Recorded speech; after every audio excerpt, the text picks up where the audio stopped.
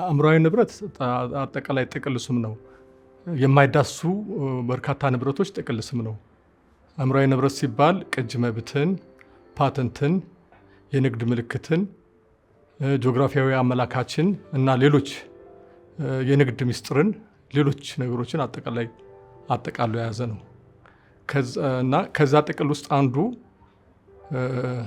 ምሰሶ የቅጂ መብት ወይም ደግሞ ኮፒራይት የሚባለው ነው። ቅጂ መብት ስንል የአንድ የስራ አመንጪ መብት ማለት ነው። ወይም ደግሞ ሀሳቦች የሚገለጽበት መንገድ ነው እና ለምሳሌ አንድ ደራሲ መጽሐፍ ቢጽፍ ያ የጻፈው መጽሐፍ ያለሱ ፈቃድ እንዳይተረጎም፣ ያለሱ ፈቃድ እንዳይሸጥ፣ ያለሱ ፈቃድ በሌላ መንገድ እንዳይሰራጭ የሚሰጠው መብት ነው። ስለዚህ በቅጂ መብት ለፈጠራ ሰዎች ጥበቃ ያደርጋል። ቅጂ መብት ስንል ያው አንደኛ የቅጂ መብት ባለቤቱን መብት ፕሮቴክት ወይም ደግሞ ጥበቃ ይሰጣል። በሌላ በኩል ደግሞ ለህዝቡ ለመረጃ ሲባል ኢንፎርሜሽን ሲባል በልዩ ሁኔታ ደግሞ ገደብ ይደረግበታል ማለት ነው። ስለዚህ ቅጂ መብት የህዝቡን ፍላጎትና የፈጠራ ሰዎችን መብት ሚዛን አድርጎ የሚጠብቅ ስርዓት ነው እና በሀገራችን እንግዲህ የቅጂ መብት መነሻው አንደኛ የቅጂና ተዛማጅ መብቶች 410 1996 የወጣ አለ። ሁለተኛው ደግሞ ይሄ ማሻሻያ አዋጅ ስለ ጋራ አስተዳደር ቅድም ሮያልቲ ብለህ ስለጠቀስከው የእሱን ስርዓት የጋራ አስተዳደር ማህበራት እንዴት እንደሚመሰረቱ የሚጠቅስ ነው። ሌላው ደግሞ ደንብ አለ። ይሄ ደንብ ደግሞ የቅጂና ተዛማጅ መብት የሚያስገኙ ስራዎቹን የሚያስተዳድር ወይም ደግሞ ስለዛ አንድ ሰው እንዴት መመዝገብ እንዳለበት የሚገልጽ ነው። ይሄ ፈቃደኝነት መዝገባ ነው። በነገራችን ላይ ቅጂ መብት የሚገኘው ስራው ወዲያውኑ እንደተፈጠረ ነው። አውቶማቲክ ፕሮቴክሽን ነው። አሁን አንድ ቅጂ መብት ለማግኘት አንደኛ ስራው ወጥ መሆን አለበት ወይም ደግሞ ኦሪጂናል። ይህ ምን ማለት ነው? ከሌላ ሰው ያልተቀዳ መሆን አለበት። ከዚሁ በተጓዳኝ ፊክስድ ወይም ደግሞ ግዝፈት ማግኘት አለበት። እነዚህ ሁለቱን ነገሮች አሟልቶ ከተገኘ ወዲያውኑ ጥበቃ ያገኛል። ስለዚህ ቅጂ መብት ምዝገባ የፈቃደኝነት ነው እንጂ ቅጂ መብት በራሱ ስራውን ወጥ ከሆነልህና ፊክስድ ካደረከው ወይም ደግሞ ግዝፈት ካገኘ፣ ለምሳሌ አንድ ጽሁፍን ጽፈኸው በአይምሮ የሚብላላና በሀሳብ ብቻ የሚሆን ከሆነ ጥበቃ አያገኝም። ያ የጻፍከው ነገር በወረቀት ወይም በተለያዩ ሚዲየሞች መስፈር አለበት። ስዕልም በሀሳቡ ብቻ ሳይሆን በብሩሽ አማካኝነት በሸራ በተለያዩ እንትኖች መስፈር አለበት፣ ወጥ መሆን አለበት። ይሄ ቅጂ መብት ነው።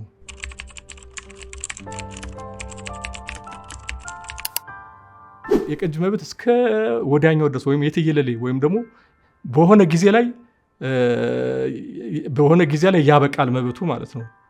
ለምሳሌ አንድ ሰው አሁን የስነ ጽሁፍ ስራን ብንወስድ አንድ ሰው በህይወት ዘመኑ እስካለ ድረስ ጥበቃ ይደረግለታል።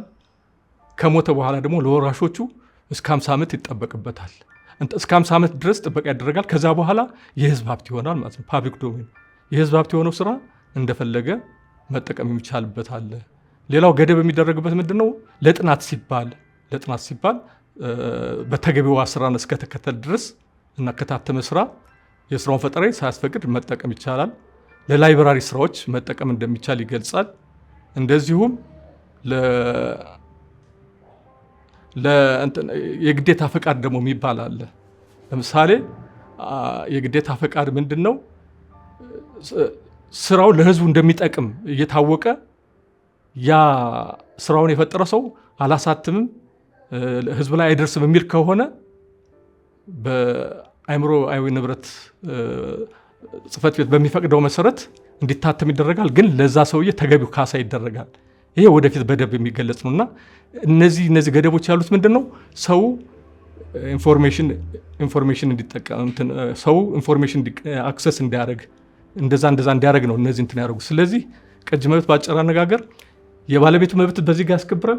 በሌላ በኩል ደግሞ የህዝቡን ፍላጎት ይጠብቃል። የህዝቡ ፍላጎት በምን ይገለጻል? መረጃ የማግኘት መብትን ለማጠናከር ለላይብራሪ በነፃ መጠቀም ይቻላል። እሱም የተወሰነ ፕሮሲጀሮች አሉ። ስለዚህ ቅጂ መብት ባለቤቱ አንድ ሰው የቅጂ መብት ባለቤቱን ሳያስፈቅድ ስራ መስራት የለበትም። ያን ስራ የሚሰራ ከሆነ የመብት ጥሰት ነው የሚሆነው። ስለዚህ በህጉ መሰረት አንድ ሰው ለመስራት ቢፈልግ ማስፈቀድ ይጠበቅበታል።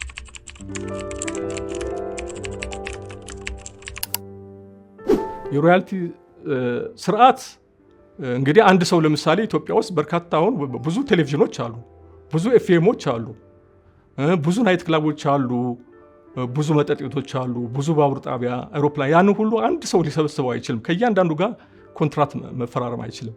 ስለዚህ ይህንን ለማቅለል ዓለም አቀፍ አሰራር አለ። የጋራ አስተዳደር ማህበራት የሚባል ማህበር ይመሰረታል።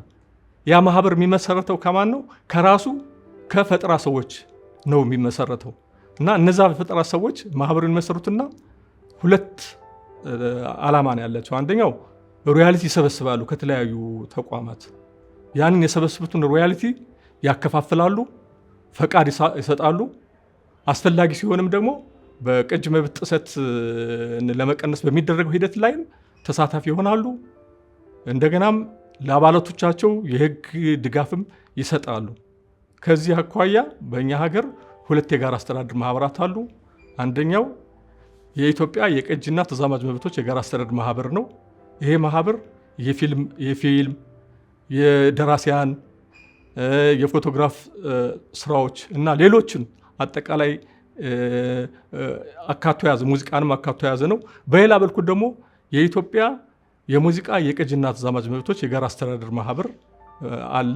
እነሱ በዋነኝነት ሙዚቃ ነው በስራቸው የድርሰት አመንጮቹን የድምፅ ሪከርዲንግ እና እንደዚሁም አሬንጀሮችን ኮምፖዘሮችን የያዘ ማህበር ነው። ስለዚህ አሁን ሁለት የጋራ አስተዳደር ማህበራት አሉ። እነዚህ ሁለቱ የጋራ አስተዳደር ማህበራት ሮያልቲን ለመሰብሰብ ቅድም ስጠቅሰው የነበረው ለመሰብሰብ የጋራ ኮሚቴ አቋቁሞ እሱን ለመሰብሰብ በሂደት ላይ ነው ያሉት። ምክንያቱም አሁንም እንግዲህ ወደፊት ያለው አሰራር ምንድነው የሚሆነው? ሬዲዮኖችም፣ ቴሌቪዥኖችም፣ ሌሎችም ትራንስፖርት ድርጅቶችም፣ ሆቴሎቹም የባለመብቶችን ያስፈቅዳሉ። ከዛ ምን ይሆናል? ሮያልቲ ይሰበሰባል፣